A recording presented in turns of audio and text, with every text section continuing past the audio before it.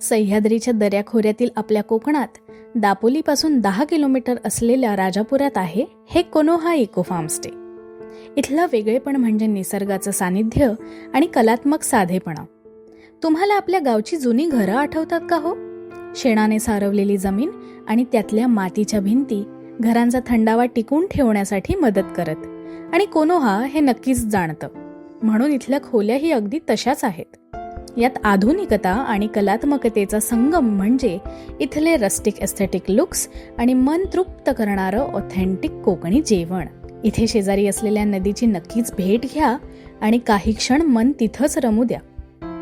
आजूबाजूच्या परिसरात फिरताना तुम्हाला धनेश पक्षी दिसण्याची दाट शक्यता आहे बरं. अहो, हा धनेश म्हणजेच इंग्रजी भाषेतला हॉर्नबिल पक्षी.